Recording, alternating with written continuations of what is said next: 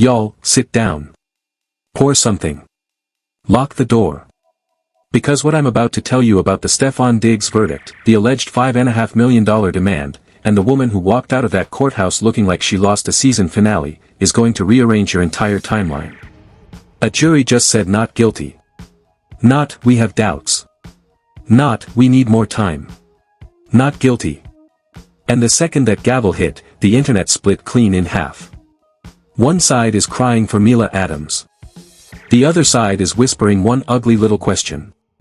And baby, that question is the real story. Because the real victim of this whole circus is not who you think it is. It is not Stefon. It is not Mila. It is not even the chef gig that turned into a federal-level soap opera. I'm going to show you who got robbed in plain sight, who was quietly used as a prop, and why nobody on YouTube is saying their name out loud. Stay with me. Receipts incoming. Phones down. Brains on. Let's go. Let me set this up because half of y'all are coming in late and the other half only saw the TikTok edits with the slow piano music and the dramatic zoom in on a screenshot somebody pulled off a Reddit thread at 3 in the morning. Stefon Diggs, NFL wide receiver, household name, the man your fantasy league has had drama over for half a decade, was just found not guilty of assault and strangulation against his former personal chef, Mila Adams. ESPN ran it. The verdict is fresh. The courthouse seats were still warm. And on the way out the door, the New York Post caught Mila Adams dodging questions. Not answering. Not denying. Dodging. The specific question she would not touch with a 10-foot pole. Whether she demanded $5.5 million before the case ever saw a jury. $5.5 million. Before trial. Before testimony. Before a single piece of evidence got walked in front of 12 strangers. That is not a typo. That is the number that is currently lighting Reddit on fire, and there is a reason r/NFL is theorizing that one number is what torpedoed the prosecution's credibility from the inside out before the case even had a real chance to breathe. But here is where everybody is getting it wrong. Everybody is asking the same two tired questions. Is Mila a victim? Is Mila an opportunist? Pick one. Vote in the poll. Comment below. Tribal warfare. I'm telling you right now, both of those questions are a trap.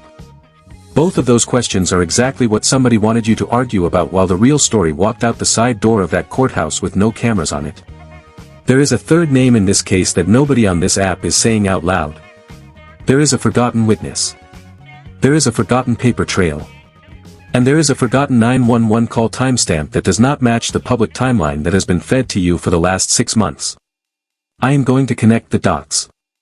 I am going to lay every single piece down. And by the end of this video, you are going to look at this verdict completely differently. Because once you see it, you cannot unsee it. Once you see it, every other commentary channel on this app is going to feel like they are reading you the back of a cereal box while the actual story plays out behind them. Let me back up.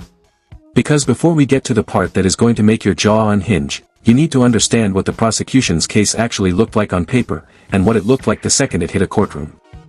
On paper, this case had everything a DA loves. A famous defendant. A sympathetic accuser. A power imbalance, employer over employee. Allegations involving choking, which in most states carries its own enhancement on top of assault. And a media climate that, let's be real, has not exactly been kind to NFL players in domestic situations for the last decade. The DA looked at this case and saw a layup. They saw a press conference. They saw a plea deal in 3 weeks max. They thought Stefon Diggs was going to do what most athletes in his position do, which is settle, apologize through a publicist, and disappear from the headlines until next season. That is not what happened. He went to trial. He took the stand. He swung back. And he won. He won so cleanly that the prosecution is allegedly already doing the internal post-mortem about how this thing slipped out of their hands. And that post-mortem is going to be a case study in DA offices for the next 10 years. Now, the moment that case actually started moving in front of a jury, something started cracking. And it was not the defense's case. It was the prosecution's. Because here is what r/NFL is dissecting right now in threads that are climbing to the top of the subreddit while I am literally sitting here recording this. The defense, allegedly, walked into that courtroom with documentation. Not vibes. Not a tweet. Not a screenshot from somebody's burner Instagram. Documentation. Communications, allegedly, between Mila Adams' camp and Stefon Diggs' camp, dated before charges were ever filed, in which a settlement number was floated. And not a small number. Not a, make this go away quietly, number. $5.5 million. Now I want you to picture being a juror in that box. You have been told this is a story about violence. You have been told this is a story about a chef who was hurt by a man she worked for. And then the defense pulls out a piece of paper and says, before the police were called, before charges were brought, before this case ever existed in the eyes of the state, there was a number. And the number was 7 figures, with a comma in a place that makes your eyebrows climb into your hairline. The energy in that courtroom shifted in real time. You could feel it in the reporters' tweets. You could feel it in the way the prosecution started clearing their throats more often. Because juries do not like being played. Juries do not like feeling like they are being used as leverage in somebody else's negotiation. And the second a jury smells that, the case is done. It does not matter how good the closing argument is. It does not matter how sympathetic the accuser looks on the stand. Game over. Lights out. Pack up the briefcase and go home. And that is exactly what happened. Not guilty. Across the board. Not guilty on assault. Not guilty on strangulation. The whole thing collapsed like a folding chair at a family reunion in August. Now, the second the verdict hit, the narrative machine spun up. Mila Adams walked out of that courthouse. Reporters swarmed. Cameras everywhere. New York Post on her like white on rice. And the question they asked her, the question that everybody in America with a phone wanted answered, was simple. Did you demand $5.5 million before this case went to trial? That is a yes or no question. A child can answer it. A goldfish can answer it. You can answer it in your sleep. She did not say yes. She did not say no. She dodged. She talked around it. She pivoted. She gave reporters that 1,000-yard, no comment, stare that lawyers train you to give when the truth is somewhere you cannot afford for the public to find. And the entire internet caught it on camera. That dodge is now the most replayed 5 seconds of footage on the whole story. Slowed down. Frame by frame. With captions. With commentary. With reaction videos stacked on top of reaction videos. Because that dodge said more than any answer ever could. That dodge is the answer, for half the audience. For the other half, the dodge is just a person under pressure refusing to be cross-examined on a sidewalk by a tabloid. Both interpretations are valid. Both interpretations have evidence behind them. And neither interpretation is going to be settled in the comments section of a YouTube video, no matter how loud the comments get. Now here is where I have to stop and be honest with you. I want to tell you Mila Adams is the villain. I want to wrap this in a bow. I want to give you the easy ending where the bad guy gets identified and the credits roll and we all go to bed feeling smart. But the truth is messier than that. And the truth is the entire reason this video even exists. Because the dodge is suspicious. The $5.5 million number is suspicious. The timing is suspicious. But suspicion is not the same as guilt. And in this country, people are allowed to ask for a settlement. People are allowed to negotiate. People are allowed to want money for what they say happened to them, whether what they say happened to them is true or not. Civil law and criminal law are two different lanes. And asking for a number does not make you a liar. It just makes you somebody with a lawyer. So if anybody clipped that out of context and ran with it as proof Mila Adams was lying, slow down. That is not what I am saying. I am saying the dodge looks bad. I am saying it feels bad. I am saying it shifted the jury and it is now shifting public opinion. But the actual conclusion is not the conclusion everybody is jumping to. The actual conclusion is the part that makes both sides of the comment section uncomfortable, which is usually how you know you are getting close to something real. Here is the real conclusion. The real conclusion is the part nobody on this app is touching. Because the real conclusion involves a third name. And I am about to walk you straight to it. But before I do, I want you to do me a favor. I want you to mentally lock in your current opinion about who is right and who is wrong in this case. Lock it in. Write it down if you have to. Because in about 90 seconds, that opinion is going to shift. And I want you to feel the shift in real time.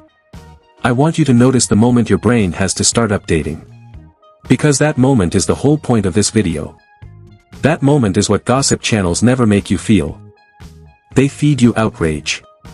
I am trying to feed you the truth, which is a different, slower, more uncomfortable food group. Take a breath. Because this is the part where the timeline starts to bend. There is a name floating around the deeper corners of the internet. Not Reddit's front page. Not the trending tab. We are talking the basement of the internet. The whisper boards. The threads that get screenshot and reposted because the original gets deleted within an hour. The name is Christopher Blake Griffith. Now if that name does not ring a bell, that is by design. Because this man's name has been kept off the front page coverage so cleanly it almost looks intentional. Christopher Blake Griffith is the male accuser whose own story got tangled up in the broader timeline of this case. And the whisper, and I want to be 100% clear, this is speculation, this is unconfirmed, this is internet theorizing, but the whisper is that Christopher Blake Griffith may have been in coordination with Mila Adams' camp. Not legally. Not formally. Not through any traceable paper trail. But through the kind of back channel that you cannot prove and cannot disprove. 2 stories. 1 target. Coincidental timing. Or not so coincidental timing. Take your pick. Pick a side. Live with it. Defend it in the comments. But pick honestly, and not because somebody on TikTok told you which side was the cool one to be on this week. Now again, I am not making an accusation. I am repeating a theory that is sitting in the corner of the internet like a stick of dynamite that nobody wants to be the one to light. But here is what makes the theory interesting enough to mention. Because if there is even a whisper of truth to the coordination angle, then everything about this case looks different. The $5.5 million pre-trial number looks different. The dodge outside the courthouse looks different. The collapse of the prosecution's case in front of a jury looks different. And the question of who the real victim is in this story looks completely different. Because if the coordination theory is true, then the real victim is not Stefon Diggs.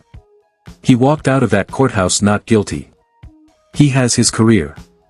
He has his name. He has his contract. He is going to play football this year and the year after and probably the year after that. He took a hit, but he is standing. The real victim is not Mila Adams either. Because however you feel about the dodge, however you feel about the $5.5 million number, she still has her story. She still has her advocates. She still has every right to walk into another courtroom and try a civil case if she wants to. The real victim is somebody whose name nobody is saying. Somebody who never sat in that courtroom. Somebody who was never on any witness list. Somebody who is, statistically, sitting in their apartment right now, watching this exact video, and deciding something life-altering and silent and permanent. Let me tell you who the real victim is. Because once you see it, you are going to be mad you missed it. You are going to be mad nobody else pointed at it. You are going to be mad that the entire commentary economy spent 6 months talking around this answer instead of toward it. The real victim is every actual survivor of actual workplace abuse who is watching this story play out in real time and quietly deciding never, ever to come forward. That is the real victim. Not a celebrity. Not a chef. Not an athlete. Not a witness with a question mark next to his name. The real victim is the woman at home, watching her phone, watching a verdict come down, watching a reporter ask about a 7-figure pre-trial number, watching the dodge, watching the comments section, watching Reddit theorize about coordination. And she is thinking, if I say what happened to me at my job, this is what is going to happen to me. They are going to ask if I wanted money. They are going to ask if I had a co-witness. They are going to put my whole life under a microscope. They are going to break me on the stand. And even if I am telling the truth, the jury is going to remember Mila Adams. The jury is going to remember the dodge. The jury is going to remember the $5.5 million number. And the jury is going to look at me and say, I have seen this movie before. That is the real victim. The woman who never tells. The woman who eats it. The woman who stays at the job. The woman who signs the NDA. The woman who lets it happen one more time because the cost of speaking up just got publicly demonstrated on a national stage. That is who lost in this verdict. Not Stefon. Not Mila. Her. The next one. The unnamed one. The one we will never read about because she watched this story and made a quiet calculation that telling the truth is not worth the price. And that calculation is the real verdict. Not what the jury decided. What she decided. Alone. On her couch. With her phone in her hand. With the door locked. And that is the part nobody is talking about. That is the part the legal commentary channels are skipping. That is the part the gossip channels are blowing past on their way to the next juicy headline. Because that part is not fun to talk about. That part does not generate hot takes. That part does not get the algorithm popping. But that part is the truth. And if you take nothing else from this video, take that. Take the understanding that every viral case has a cost that does not show up in the verdict. Every viral case writes a sentence into the heads of thousands of women who will never trend, never get a hashtag, never get a New York Post photo, never get a Reddit theory. And that sentence either says, go, or it says, stay quiet. And right now, this verdict, fairly or unfairly, just wrote the second sentence in a lot of heads. Let me back up though. Because I owe you the receipts. I cannot just hit you with a thesis statement and bounce. I owe you the breakdown. So let's go beat by beat. Slow it down. Walk through it. No skipping. No assumptions. No, everybody already knows this part. We are doing the whole thing. Beat 1. The relationship. Stefon Diggs and Mila Adams. Employer and personal chef. That is a specific kind of working relationship. A personal chef is in your house. In your kitchen. Around your private life. They see you at your worst. They see you at your best. They see who you bring home. They see what you eat at 2 in the morning when nobody is watching. That is an intimate working relationship even when nothing inappropriate is happening. So when the allegations first came out, the public reaction was immediate and split. Half the audience said, of course this happened, the power imbalance is obvious. The other half said, wait, we have not heard his side yet. Both halves were doing what humans do, which is reaching for the version of the story that fits the world they already believe in.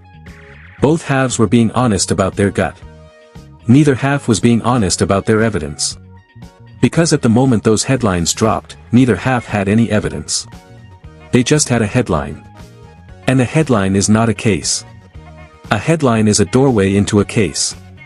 You still have to walk through it. Beat 2. The allegations. Assault and strangulation. Heavy charges. Strangulation in particular is not a charge prosecutors throw around lightly. In a lot of states, strangulation has become its own statute precisely because it is considered one of the strongest predictors of future lethal violence in domestic situations. So when that charge was attached to Stefon Diggs' name, the public read it as a serious, specific, evidence-based accusation. That is not nothing. That is a charge that comes with weight.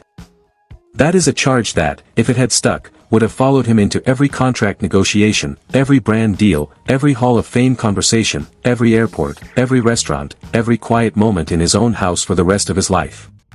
People do not understand how heavy a strangulation charge is, even after a not guilty verdict. The charge alone reshapes a public figure.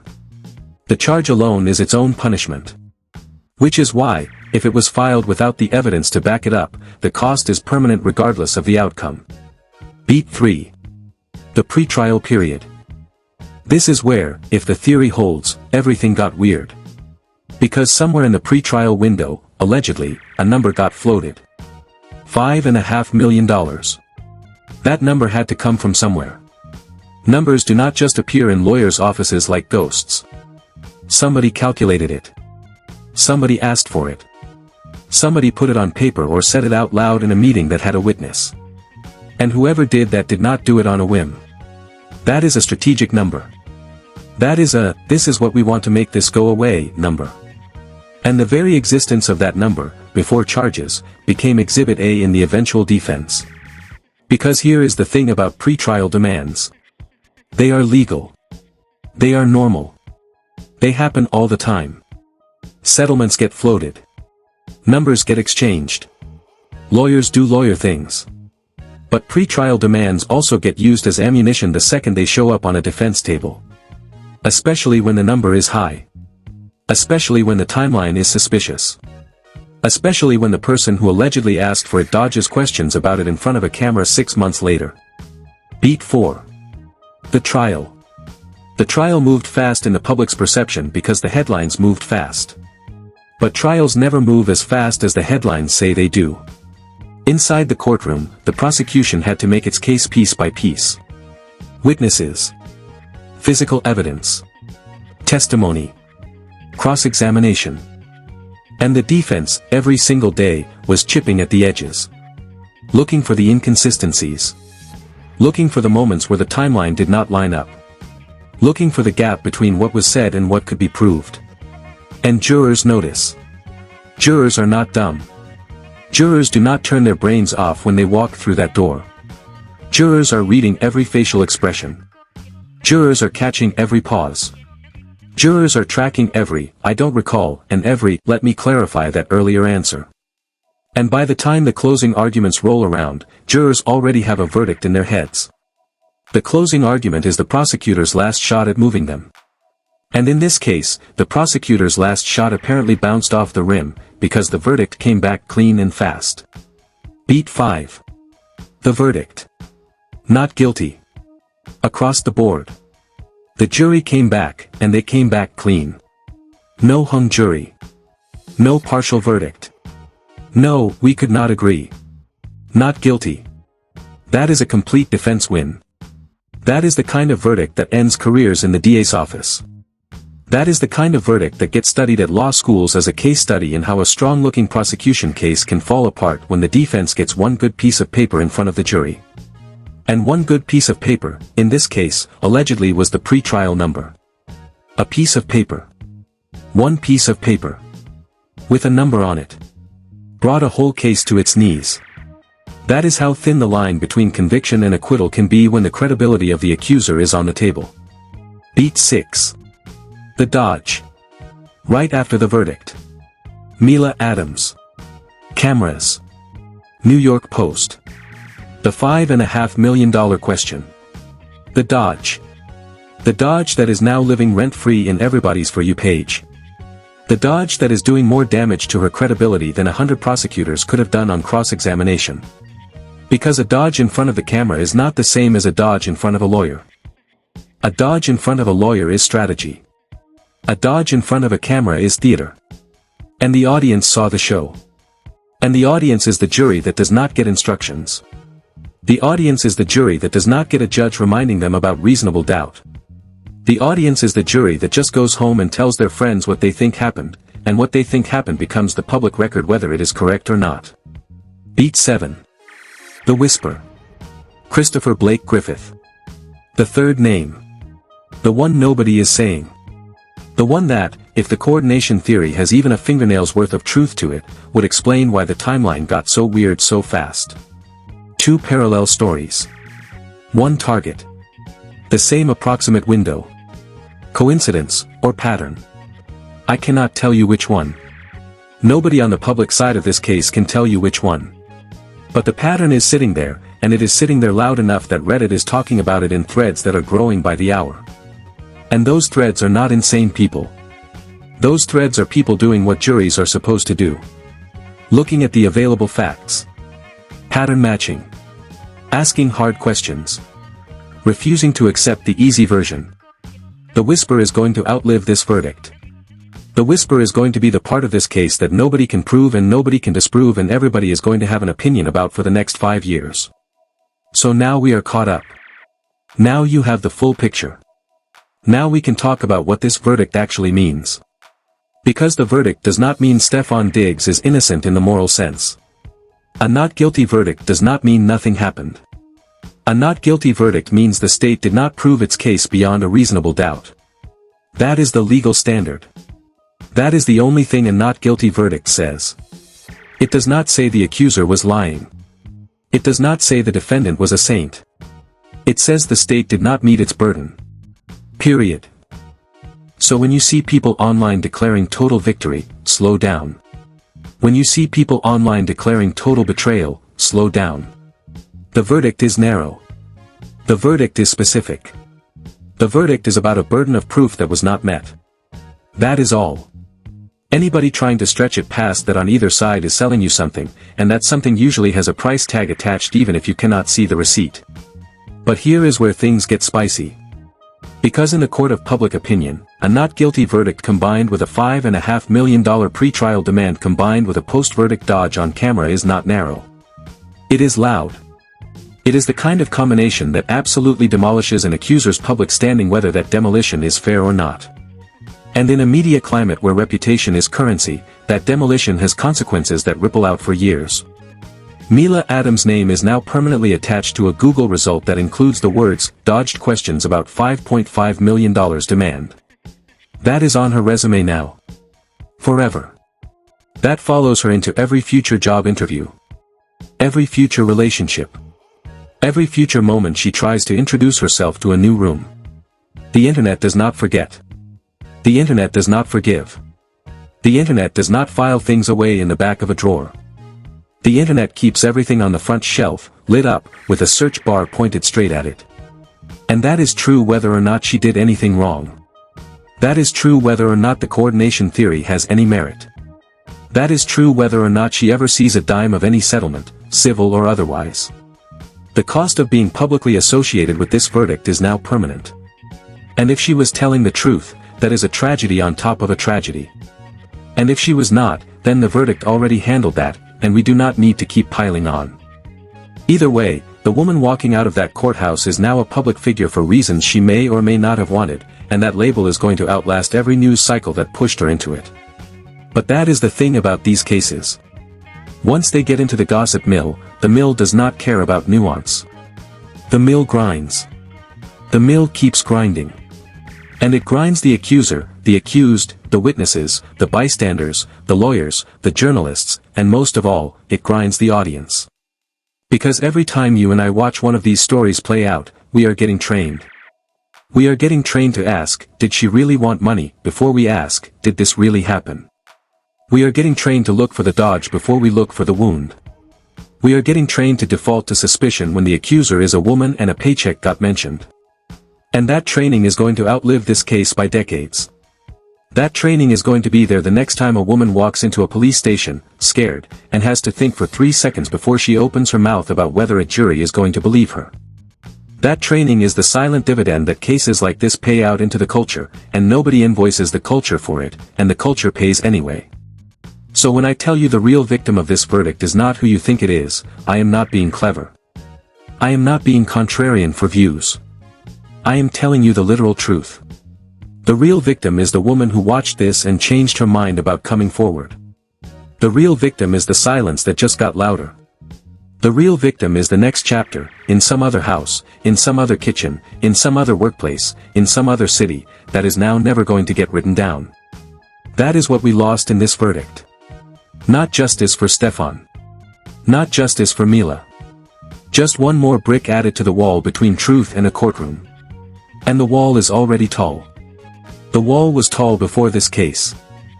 The wall is going to be taller after this case. And the people who built the wall are not in any of these headlines. They are us. Every one of us.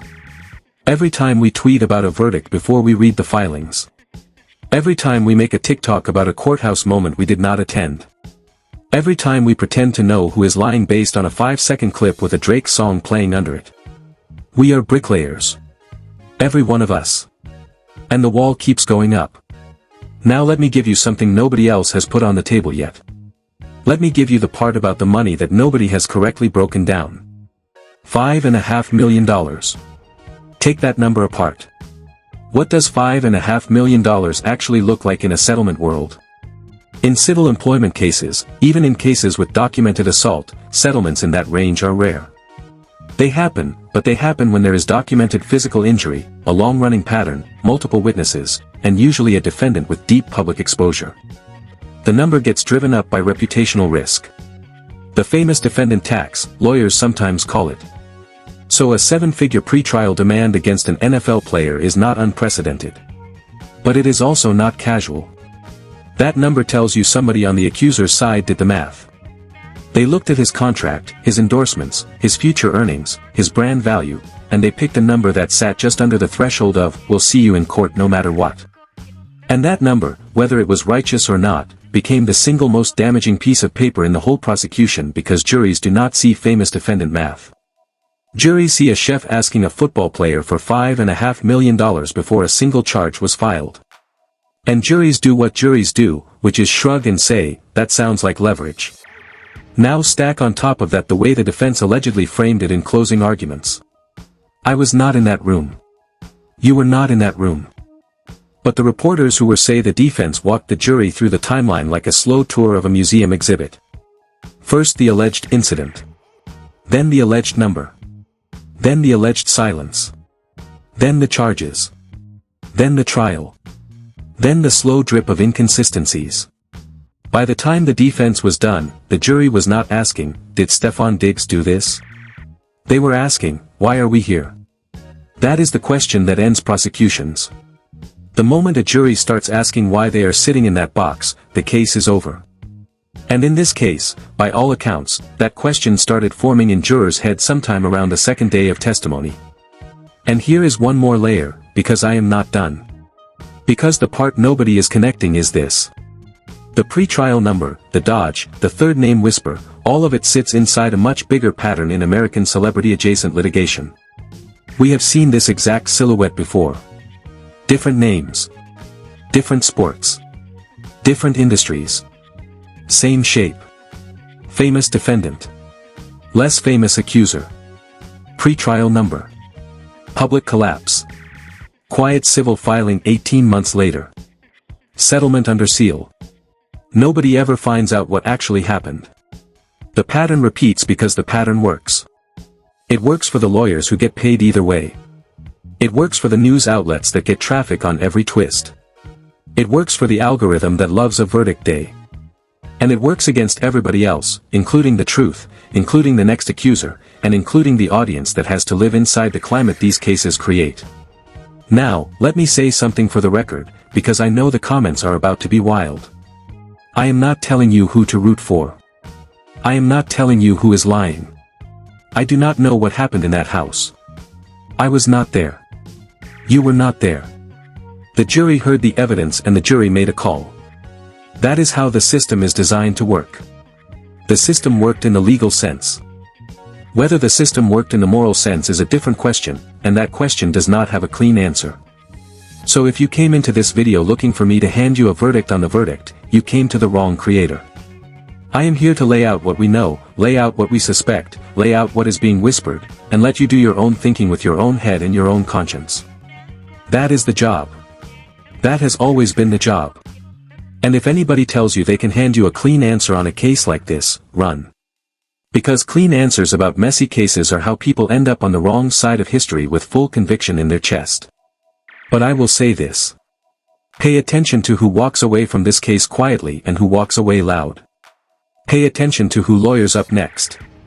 Pay attention to whether a civil suit gets filed in the next 90 days, because if it does, that tells you something about the strategy from the jump. Pay attention to whether Christopher Blake Griffith's name shows up anywhere in connection to any future filing, because if it does, the whisper stops being a whisper and starts being a paper trail.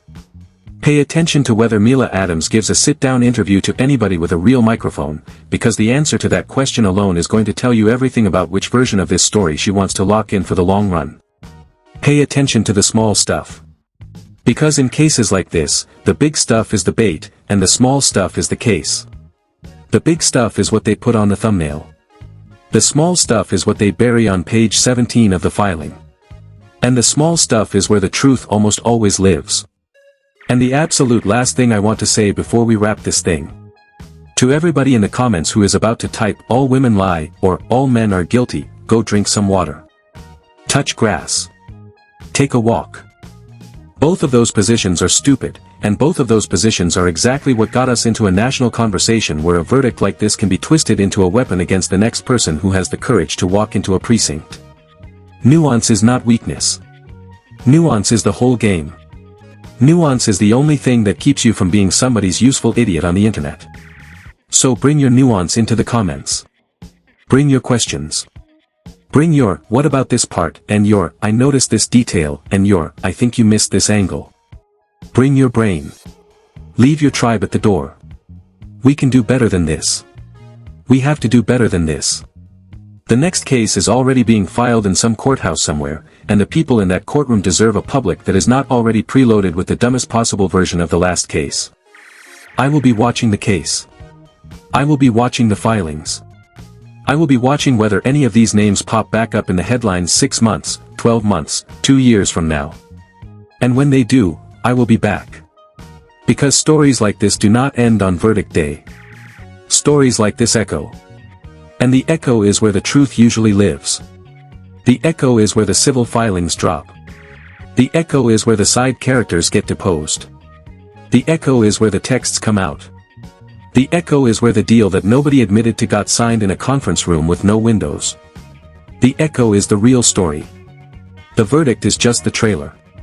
Until then, be careful who you believe with your whole chest. Be careful who you write off with your whole chest. The truth in cases like this is almost never at either edge of the room.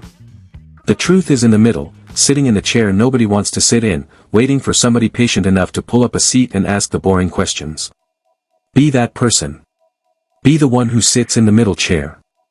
Be the one who reads the filings. Be the one who waits for the second wave of reporting. Be the one who refuses to let the algorithm pick your verdict for you. Because the algorithm does not care about Mila Adams. The algorithm does not care about Stefon Diggs. The algorithm does not care about Blake Griffith. The algorithm does not care about you. The algorithm cares about your watch time, and that is the entire bottom of the iceberg, and once you see it, you cannot unsee that either. Alright. That is where I am leaving it. That is the verdict on the verdict. Stefon Diggs walks. Mila Adams dodges. A third name floats. A jury made a call. The internet is going to do what the internet does.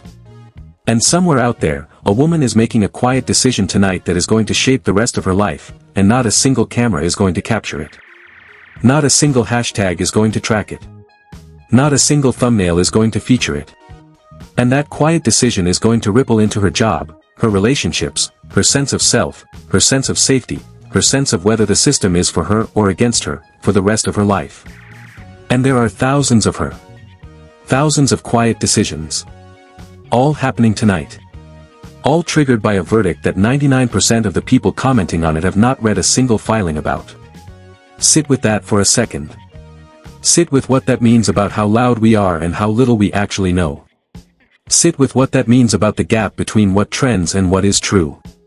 Because that gap is the country we actually live in, and the gap is where every story like this disappears into when the news cycle moves on. One more thing before I let you go, because this one matters and I keep seeing it missed in every other breakdown I've watched on this topic so far. Watch what happens to Stefon Diggs' next public appearance. Watch his body language. Watch whether he addresses this directly or routes it through a statement. Watch whether his team puts him in front of reporters or shields him from them. Because the way an exonerated public figure handles their first post-verdict moment tells you everything about what their lawyers actually think happened. Confidence on camera is a tell. Avoidance is a tell. A scripted statement is a tell. None of them prove anything legally, but all of them tell you which way the wind is blowing inside the camp. And then watch Mila Adams. Watch whether she goes silent, goes public, or goes legal. Each of those 3 doors leads to a completely different next chapter, and each of those 3 doors gives you a different read on what she actually believes happened. That is how you read a case after the verdict. Not by yelling. By watching. If this video reframed the case for you, drop your thoughts in the comments. Tell me what I missed. Tell me what I got wrong. Tell me what part of the timeline you want me to dig deeper on next. Tell me if you want the full breakdown on Blake Griffith, because if enough of you ask for it, I will go pull the threads and we will sit down for round 2. Hit the like if you made it this far, because it tells the algorithm to push this conversation into more feeds, and this conversation needs to be in more feeds. Subscribe if you are new, because there is more coming this week and I do not want you to miss it. And until next time, stay curious, stay nuanced, and stay loud about the right things. I will talk to y'all soon. Stay sharp. Stay patient. Stay willing to update your opinion when the next round of receipts drops, because they always drop, and the people who refuse to lock in too early are the ones who end up looking the smartest when the dust settles. That is the whole posture I am as.